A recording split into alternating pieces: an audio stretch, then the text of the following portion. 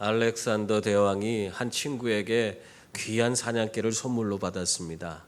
이 사냥개를 선물 받으니까 사냥하고 싶은 거예요. 그래서 사냥개를 데리고 그냥 자기 부하들과 함께 사냥을 나갔는데 이 사냥개가 옆에 토끼가 있는데도 전혀 반응이 없는 거예요. 그냥 배를 쭉 깔고 땅바닥에 누워서 꿈쩍도 하지 않는 겁니다. 그래서 그날 사냥을 하는데 완전히 사냥을 망치고 말았어요. 사냥개가 하나도 사냥개다운 모습이 없는 거예요. 그래서 너무 화가 나서 이런 쓸모없는 사냥개를 줬다고 그 사냥개를 다 칼로 쳐서 죽여버렸어요. 너무 화가 나갖고. 그러고 나서 친구를 다시 만나게 됐는데 그 사냥개를 선물로 준 친구에게 막 화를 내면서 아니 사냥개를 주려면은 제대로 된 그런 사냥개를 줘야지 토끼 한 마리도 못 잡는 사냥개를 왜 나한테 줬냐고 막 그렇게 따졌습니다. 그러니까 그 말을 듣는 친구가 너무너무 실망하는 거예요. 실망하면서 아니 대왕께 제가 정말 귀한 사냥개를 드렸는데 그게 무슨 말입니까?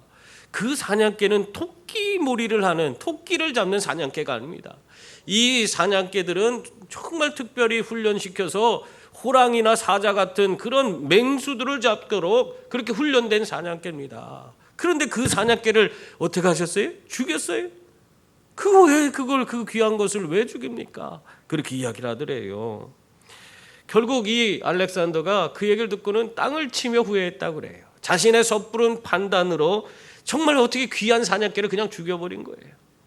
여러분, 우리가 섣부른 판단을 내리면은 이렇게 우리 인생에 아무런 유익이 없는 거예요. 또 이런 얘기가 있어요. 어떤 섬처녀가 육지에 사는 총각과 선을 보기로 했어요. 그래갖고는 너무너무 기대가 되는 거예요. 육지로 나가는 것도 가슴 설레는데 가서 정말 멋진 그런 총각과 선을 본다니까 가슴이 둥근둥거리고 잠도 이룰 수가 없어요. 그래서 너무너무 그것을 기대가 너무 커서 아무튼 그 날을 손꼽아 기다리다가 그날이 됐어요. 드디어. 그는 아침 일찍부터 목욕 재개하고 그러면서 온전히 꽃당장을 하는 거예요. 분을 칠하고 그냥 얼마나 예쁘게 꾸몄는지 몰라요. 옷도 그냥 최고로 좋은 옷으로 정말 아리따웁게 그 옷을 옷매무시가 나도록 그렇게 차려입고 그리고 이제 시간을 봤어요. 봤는데 배 시간이 다 됐어요. 그래갖고 아이고 이거 이러다가 늦겠다. 여자들 화장 너무 오래 하면 안 돼. 그러고 이렇게 위험한 시간을 놓치는 경우가 생겨요. 우리 어디 가려고 하면 꼭 그냥 여자분들 잠깐만 기다리라고 했는데 잠깐만이 1시간이야. 참 이게 참 힘들어요. 근데 이 아가씨도 그래갖고 자기도 놀래갖고는 막 그 부둣가로 향해서 막 뛰어갑니다. 배를 타려고 막 열심히. 배 놓치면 안 되잖아요. 육지로 나가는 것도 기대가 되고 거기서 선을 봐서 참 멋진 총각과 이제 결혼도 할 수 있는 그런 기회가 있으니까 이 육지로 가야 된다 생각하고 열심히 뛰어갔어요. 헉헉대고 뛰어갔는데 그런데 배가 한 1m, 2m 정도 떨어져 있는 거예요. 아이고 저 배 놓치면 안 되는데 큰일 났다 하면서 이 섬처녀가 전 속력을 달려서 2m 정도 떨어져 있는 배를 향해서 점프를 해갖고 딱 올라타려고 했는데 어떻게 됐을까요? 못 탔어요. 그냥 뚝 떨어져 버렸네. 그러니 그 꽃단장한 것이 물속에 들어갔으니 어떻게 됐겠어요? 다 엉망진창이 됐어. 그래서 그걸 보면서 이 선원들이 그냥 막 구사일생으로 그냥 거기서 허우적거리는 것을 건져냈습니다. 이 처녀가 막 생각을 하는 거예요. 내가 지금 이렇게 물에 빠졌어도 그래도 내가 다시 이 배를 탔으니까 이제는 육지에 가면 옷을 사입고 그리고 새롭게 미장한 것을 머리도 하고 꽃단장을 새로 하고 그러고 나서 다시 선 보는 자리에 나가면 되지 않겠나. 그러면서 마음을 추스리고 있는데 근데 그 선원들이 그 얘기를 하는 거예요. 뭐가 그리 급하다고? 배 좀 있으면 그 육지에 되는데 왜 뭐가 급하다고 거기서 뛰어 올라오냐고. 그 얘기를 하더래요. 뭔 얘기인지 몰라요? 배가 지금 대구 있는 거여서 떠나가는 게 아니고 대구 있는 과정인데 그거를 떠나가는 줄 알고 거기를 건너뛴 거예요. 그래갖고는 이 처녀가 그 조급한 마음에 그 일을 저질러 놨으니 얼마나 자기가 이제까지 꽃단장한 그거 다 일순간에 잃어버린 거 아니겠어요? 여러분, 잠언서에 보면은 잠언서 21장 5절 말씀에 조급한 자는 궁핍함의 일을 따름이니라 그렇게 말씀하고 있어요. 우리가 조급하게 여기면은 우리가 아무것도 얻을 수가 없다 이 말씀을 하고 있는 것입니다. 혹시 여러분 오늘 나의 조급한 그런 선택과 결정이 내가 성령보다 또 하나님 말씀보다 앞서고 있지는 않습니까? 한번 점검해 볼 수 있기를 바랍니다. 우리가 성급하게 우리의 일을 결정하고 선택하다 보면은 나도 모르는 사이에 여러 가지 실수를 저지르게 되고 후회만 남게 되는 것입니다. 그러므로 여러분 모든 일에 시간을 두고 하나님 말씀을 통해서 그 하나하나 점검을 받으면서 신중하게 결정할 수 있는 여러분 모두가 될 수 있기를 바랍니다. 오늘 말씀에 보면요, 오늘 말씀에도 이 조급증에 걸린 사람들이 나옵니다. 누구냐면 바리새인과 이 대제사장, 이 유대의 종교 지도자들입니다. 이 사람들은 정말 어떻게 보면 예수님을 언제 잡았어요? 한밤중에 그 군대를 데리고 가서 한 200명쯤 그 이상 되는 그런 사람들을 데리고 가서 예수님을 막 급하게 잡아왔어요. 그러고 나서 그 밤에 안나스의 제사장 뜰에 가서 신문하고 거기서도 제대로 죄목을 찾을 수가 없으니까 이제는 가야바의 집들, 대제사장했던 가야바의 집들에 가서 거기서 신문을 받아요. 근데 그때에는 산헤드린 공회를 소집해 갖고는 거기에서 예수 그리스도에 대한 그런 죽이고자 하는 그런 결의를 합니다. 그리고 나서 그것을 자기들이 죽일 수 없기 때문에 그 새벽에 예수님을 데리고 어디로 갔어요? 로마의 관정, 빌라도가 있는 관정으로 찾아가는 것입니다. 오늘 그 얘기가 28절에 나오죠. 이 사람들이 정말 이렇게 급하게 모든 일을 처리하고 있는 것을 우리가 알 수 있는데 28절에 보면은 그들이 예수를 가야바에게서 관정으로 끌고 가니 새벽이라 그들은 더럽힘을 받지 아니하고 유월절 잔치를 먹고자 하여 관정에 들어가지 아니하더라 그렇게 말씀하고 있습니다. 여기서 분명히 새벽이라고 얘기하고 있어요. 새벽에 잠 잘 시간 아니에요. 새벽이면 여기서 말하는 새벽은 성경에 보통 사경을 의미합니다. 사경이라는 것은 3시부터 6시까지 그 시간대를 사경이라고 하고 있어요. 그것이 새벽이에요. 그러니까 해 뜨기 전을 얘기하는 거죠. 이러한 시간에 지금 사람들이 일어나지도 않는 시간 아니에요. 그런데도 마음이 급해 갖고는 예수님을 끌고 로마의 관정에 찾아간 겁니다. 이 사람들이 정말 어떻게 보면 말도 안 되는 그런 스피드로 얼마나 빠르게 예수님을 죽이려고 그냥 안달복달을 하는지 몰라요. 여러분, 이들이 한 그런 모든 행위는요, 그들의 법에 의하면 다 무효입니다. 왜냐하면 산헤드린 공회는 밤에 소집할 수가 없습니다. 그들의 공회 법이에요. 산헤드린 공회가 밤에 소집될 수가 없습니다. 그것뿐만 아니라 밤에 만약에 소집되어서 재판을 했다고 하더라도 그들의 공회법에는 밤에 한 재판은 다시 낮에 재심을 해야 한다 하고 법조문에 기록되어져 있습니다. 그러니까 지금 이들이 밤에 이르고 이렇게 급하게 처리한 모든 것들은 다시 정상적인 것이 아니에요. 다 불법입니다. 법대로 한 것이 아니에요. 여러분, 이들이 이렇게 자신들이 불법을 행하고 있다는 것을 알았을까요? 몰랐을까요? 알고 있었습니다.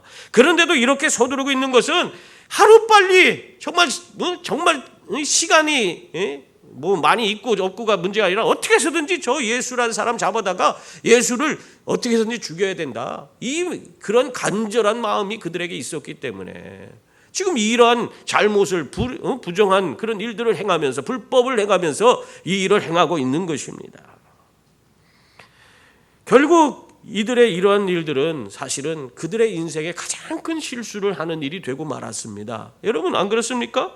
자신들을 구원해 주실 메시아를 자신들은 구원자인지도 모르고 그분에 대해서 제대로 살펴보지도 않고 제대로 된 재판도 하지 않고 사형장으로 그를 내모는 그런 일이 된 것입니다. 여러분, 우리가 섣불리 판단하고 내게 작은 손해 있다고 그것으로 무조건 다른 사람을 나쁘게 취급하고 그러는 행동은 결과적으로는 나에게 더 큰 해악이 된다는 사실을 기억하시기 바랍니다. 여러분, 이렇게 서두르며 불법을 저질렀어도 예수님을 붙잡고 불법으로 재판한 이 사람들이요, 오늘 행동하는 모습을 보세요. 공간에는 들어가지 않는 모습을 볼 수 있어요. 공간에는 들어가지 않아요. 이 왜 들어가지 않습니까? 공간이라는 것은 로마의 총독이 다스리고 있는 그런 곳입니다. 이방인들이 거하는 곳이에요. 이 이방인이 다스리는 곳인 이 관정에 유대법에 의하면 그 이방인들과 함께하는 것은 불의한 것이기 때문에 그곳에 들어가지 못하겠다는 거예요. 왜요? 유월절이기 때문에 유월절 잔치에 자기들이 참여해서 거룩하게 그 잔치에서 먹고 마시면서 축제를 즐기려고 하면은 그 이방인에게 가면 안 되는 거예요. 이방인과 함께 거하게 되면은 그러면 그 사람은 하루나 정결 예식을 통해서 하루나 이틀을 거쳐서 그들이 그 다음에 정결해지면 참여하게 되는 겁니다. 그렇기 때문에 그런 법이 있으니까 이 이방인의 관정에는 들어가지 않고 자기들은 지금 못 들어가면서 예수님만 밀어놓고 알아서 재판해달라는 거예요. 그런 상태에 있는 것입니다. 여러분 참 어떻게 보면은 말도 안 되는 짓을 하고 있어요. 자기들이 이미 불법을 다 저질렀어요. 불법을 행하고 마음대로 해놓고는 그러고는 또 법대로 하겠다고 자기들 그 거룩 예법에 맞지 않는다고 이 관정에는 안 들어가. 참 이들이 행하는 것을 보면요, 코에 걸면 코걸이고 귀에 걸면 귀걸이야. 그런 짓을 하고 있는 거예요. 이중잣대를 가지고 자신에게 유리한 것은 받아들이고 그것을 그렇게 자기에게는 온전하게 판단하고, 그러면서도 남에게는 어떻게 해요? 없는 죄도 뒤집어 씌우면서 그것이 옳다고 여기면서 주장하는 그런 모습을 보이고 있는 사람들이 바로 이 대제사장과 바리새인들, 이 유대 종교 지도자들이었습니다. 그러면서도 이들이 갖는 행동을 보세요. 아무런 양심의 가책을 갖지 않습니다. 여러분, 우리 예수 믿는 사람들이요, 오늘날 비난받는 이유 중에 하나가 이런 이중잣대를 가지고 사람들을 대하는 것 때문에 그렇습니다. 자기가 하는 것은 다 옳아. 그거는 어떤 사람도 뭐라고 할 수 없는 건데 자기는 다른 사람들에게 맨날 비난을 해. 원망불평하고 그런 이중잣대를 가지고 사람들을 평가하고 판단하고 사니까 결과적으로는 세상이 아는 거예요. 세상이. 그런 식으로 사는 예수 믿는 사람들, 그렇게 살면 안 된다. 세상이 그렇게 얘기하고 있는 거예요. 여러분, 이런 사람의 이중잣대를 갖고 모든 것을 판단하는 그런 사람이 되어서는 안 됩니다. 남을 판단하기 전에 지금 내 자신을 한 번 더 돌아보고 점검할 수 있는 분들이 다 될 수 있기를 바랍니다. 그래서 이중잣대의 그런 함정에 빠지지 말고 언제나 겸손한 모습으로 주님을 뒤따르며 많은 일들을 다 사랑하고 그들의 연약함을 용납하고 함께 나아갈 수 있는 그런 주의 자녀들이 다 될 수 있기를 바랍니다. 예수님이 붙잡혀오자 이 빌라도가 묻습니다. 거기 붙잡아온 사람들에게 물어요. 29절 말씀 보세요. 거기 보면 너희가 무슨 일로 이 사람을 고발하느냐 그렇게 질문합니다. 그러자 이 예수님을 붙잡아온 사람들이 뭐라고 했습니까? 이 사람이 행악자라서 당신에게 넘긴다, 그렇게 얘기를 하고 있어요. 여러분, 예수님을 행악자라고 표현하고 있습니다. 예수님이 사실 이 땅에 오셔서 무슨 악을 행한 게 있습니까? 세상적으로 드러난 악한 행위를 한 것이 있습니까? 성경에 전혀 없어요. 그리고 그 당시에 있는 사람들에게 예수님이 행한 것은 한 천국 복음을 전하시고 그들의 연약함, 약한 것들을 고치셨다. 병든 자들을 다 치유해 주시고 죽은 자도 살려주시고 그들의 모든 연약함과 그 슬픔을 다 해결해 주시는 그런 예수님이셨어요. 오히려 그들에게 선을 베푸신 그런 분이 바로 예수님이십니다. 그런데 이 사람들의 눈에는, 예수님을 붙잡아온 이 대제사장과 바리새인들을, 이 사람들의 눈에는 자기들의 그런 욕심, 자기들의 어떤 기득권, 이것에 침해하는 자기 때문에 무조건 그냥 악한 자로 보는 거예요. 그러니까 그 예수님이 죄가 없는데도 불구하고 그냥 예수님을 행악자라고 하면서 빌라도에게 지금 넘기고 있는 것입니다. 여러분, 이런 모습이 우리들에게는 없습니까? 어떤 분이 내가 하는 것보다 모든 것을 잘 해내고 있을 때 여러분은 어떤 생각을 갖게 됩니까? 아이고 잘하네, 저 사람이 나보다 더 뛰어나고 더 잘하네, 아유 저 사람 하는 일 잘 되도록 내가 더 도와줘야겠다, 이렇게 생각하십니까? 그렇게 하는 사람도 있을 거예요. 그런데 어떤 분은 그래요. 아니 지가 교회 온 지 얼마 됐다고 교회에서 언제부터 저렇게 해왔다고 저렇게 앞장서서 나서고 있냐? 그래, 너 나 없이도 잘 되나 보자 하면서 아무런 도와주지도 않고 뒷짐지고 나 몰라라 하지 않습니까? 실제적으로 하나님은 어떤 분을 더 사랑하실까요? 하나님께서는 열심히 하는 사람에게 그 달란트를 더해주시는 하나님이신 줄 믿습니다. 우리가 달란트 비유에서 2달란트, 5달란트 하던 자에게는 어떻게 했어요? 하나님께서 갑절로 그 모든 달란트를 더해주시고 그것으로 주인의 기쁨에 참여하도록 그렇게 만들어줬습니다. 여러분, 우리가 하나님 앞에 열심을 하면 할수록 하나님께서는 우리에게 힘 주시고 능력 주시고 모든 것을 통해서 하나님의 풍성한 은혜를 누릴 수 있도록 만들어 주시는 거예요. 열심히 하지 않는 사람은 그런 기쁨을 누릴 수가 없어요. 그런 하나님이 주시는 은혜를 경험해 볼 수가 없는 겁니다.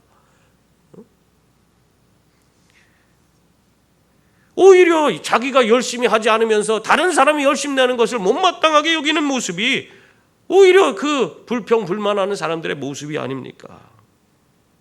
여러분,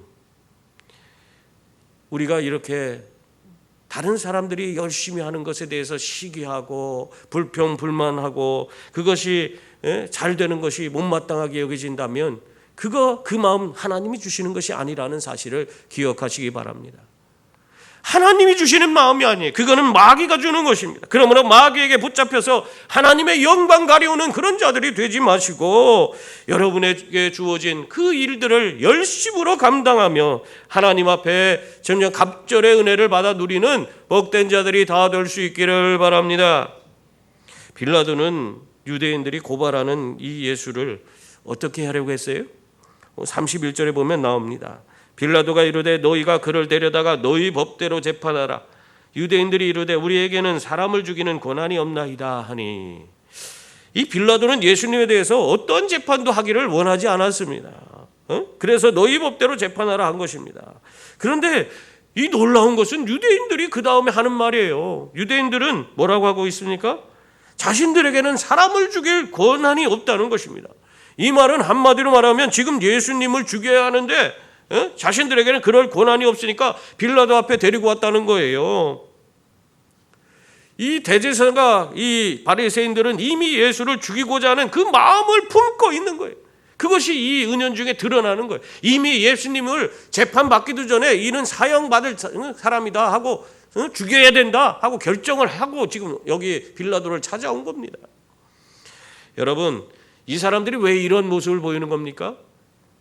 이렇게 사람이요 부정적인 그런 생각을 갖게 되면 계속 그 사람에 대해서 불평불만이 보이게 되고 여러 가지 안 좋은 모습만 끊임없이 보이게 되는 것입니다.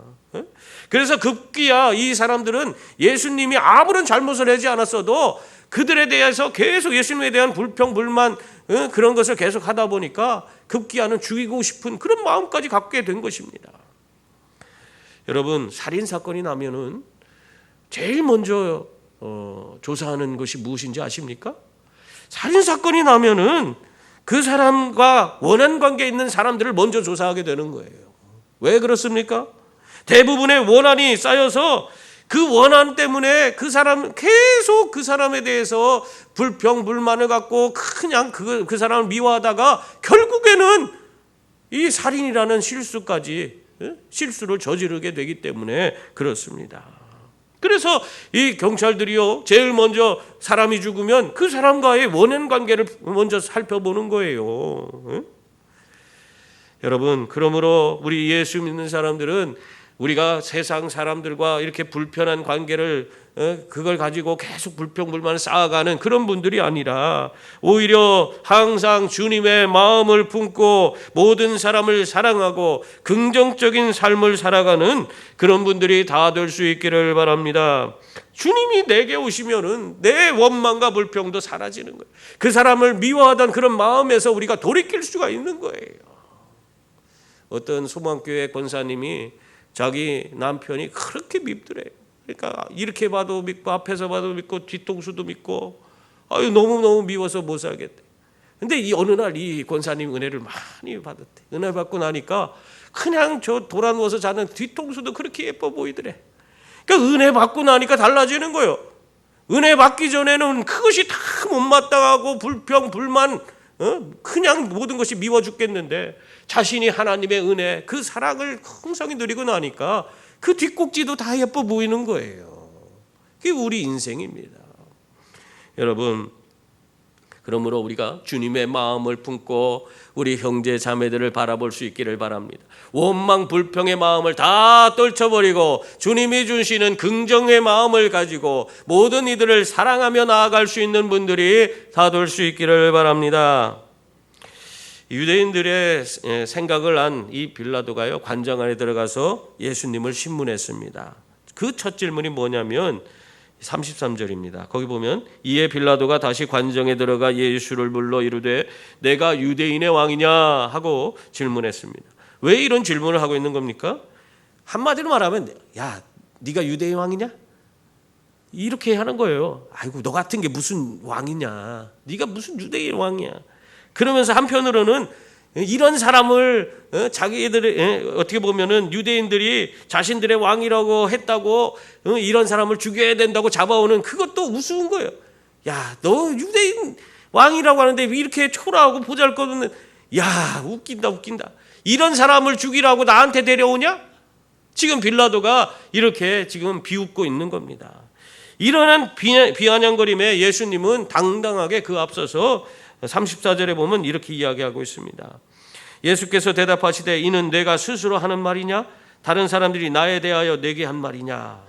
이 질문의 의도가 로마인으로서 유대의 정치적인 왕으로서 묻는 것이냐, 왕이냐고 묻는 것인지, 아니면 유대 종교 지도자들이 그들이 말하는 것을 빌어서 예수님이 이스라엘에 오신 그런 메시아인지를 묻는 것이냐? 예수님이 그렇게 물어보는 겁니다.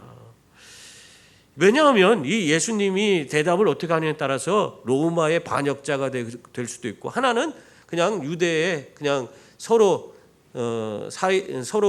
유대 종교 지도자들 사이에서 일어난 어떤 해프닝으로 그냥 끝날 수 있는 그런 문제이기 때문에 이렇게 예수님이 물으신 겁니다. 근데 이 빌라도는 그런 거 아랑곳하지 않아요. 예수님이 뭐라고 하든 말든 상관없어요. 빌라도는 이러한 예수님의 다시 질문하는데도 그것에 아랑곳하지 않고 35절에 보면 뭐라고 해요? 빌라도가 대답하되 내가 유대인이냐?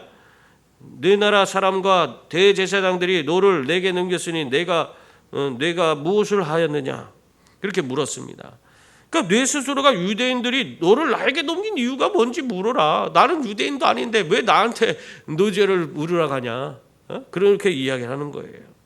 이에 대해서 예수님이 이렇게 대답하셨습니다. 36절 37절 우리 한번 같이 읽어볼까요?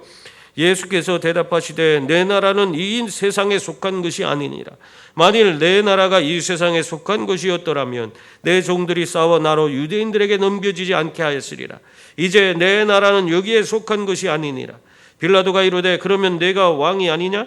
예수께서 대답하시되 내 말과 같이 내가 왕이니라. 내가 이를 위하여 태어났으며 이를 위하여 세상에 왔나니 곧 진리에 대하여 증언하려 함이로라. 무릇 진리에 속한 자는 내 음성을 듣느니라 하신대. 예, 아멘. 예수님은 예수님의 나라가 이 세상에 속하지 않은 나라다, 그렇게 말씀하셨어요. 이 말씀은 예수께서 유대의 정치적인 메시아가 아니라 정말 이 땅에 모든 이들을 구원하고자 하는 하나님 나라의 왕으로서 이 땅에 오셨다 하는 것을 밝히고 있는 것입니다. 당당히 그 빌라도 앞에서 그 이야기를 하고 있는 거예요. 빌라도는 지금 자신이 뭔 얘기를 하는지도 몰라요. 지금 예수님이 자신 앞에서 이 세상의 모든 인류를 구원할 메시아라는 사실을 밝히고 있는데 그걸 깨달을 수도 없는 겁니다. 참 어떻게 보면은 이 빌라도라는 인물은 참 불쌍한 사람이에요. 예수님 정말 우리를 구원해 인류의 모든 구원을 인류의 소망이고 인류의 구원자 되신 예수님을 직접 눈으로 보고 그분의 말씀을 듣는 사람, 그분이 하나님 나라의 왕이라는 사실을 직접 들었어요. 그럼에도 불구하고 이 예수를 볼 때 빌라도의 견해 속에서는 아이고 초라하고 정말 보잘것없는 그런 인간인데 저게 뭐가 되겠느냐? 그러니까 예수님이 아무리 하나님 나라에 대해서 이야기하고 하나님 나라의 왕이라고 얘기해도 그것이 깨달아지지 않고 받아들일 수도 없는 거예요. 그러니까 빌라도가 그걸 귓등으로도 듣지 않습니다. 결국에는 빌라도는 그 예수님의 외모를 통해서 외모를 바라보다가 결국에는 정말 자신의 삶에 가장 중요한 그런 기회를 놓쳐버리는 그런 인물이 되고 말았습니다. 사랑하는 성도님들, 우리도 마찬가지예요. 겉모습만 보고 모든 걸 판단하면 우리도 기회를 잃어버리는 경우가 너무나 많습니다. 많은 것을 놓치게 되는 거예요. 그러므로 우리는 어떻게 해야 돼요? 항상 우리가 사람의 그 외모를 보는 것이 아니라 그 중심을 보는 자들이 되어야 합니다. 주님의 마음으로 그들을 바라볼 수 있어야 돼. 주님의 마음으로 그 사람들을 하나하나 들여다보면은 그 속에서 우리들은 하나님 나라를 발견하게 되고 또 우리 속에서 역사하시는 하나님을 우리는 경험으로 알게 되어서 정말 하나님과 날마다 동행하며 승리하는 복된 자들이 되는 줄 믿습니다. 빌라도는 예수님 만났지만 전혀 이 진리를 깨닫지 못했어요. 진리이신 예수님을 눈으로 보고 그 음성을 듣고 있음에도 불구하고 진리를 알지 못했어요. 그래서 그는 구원받을 수가 없었습니다. 여러분, 이것이 바로 세상의 어리석음입니다. 진리가 그들 가운데 있는데도 진리를 받아들이지 못하는 것이 이 세상의 모습이에요. 이 세상에 얼마나 우리 이 땅에 수많은 교회들이 세워지고 예배당에 십자가가 빛나고 있습니까? 수많은 사람들에게 예수 그리스도의 진리의 말씀이 선포되고 있어도 그들이 깨닫지 못하고 있는 것이 현실이에요. 다 빌라도와 같이 어둠으로 그 눈이 가려졌기 때문에 그렇습니다. 그러므로 여러분, 그럼 그들을 그냥 내버려둬요? 내팽개쳐버려요? 그렇지 않죠. 우리가 먼저 그들을 위해서 기도할 수 있는 그런 분들이 될 수 있기를 바랍니다. 수많은 영혼들이 눈을 뜨고 진리를 깨달을 수 있도록, 그리고 주님 앞에 나와 새 생명을 얻을 수 있도록 그 일을 도울 수 있는 분들이 바로 여러분이 되어야 하는 것입니다.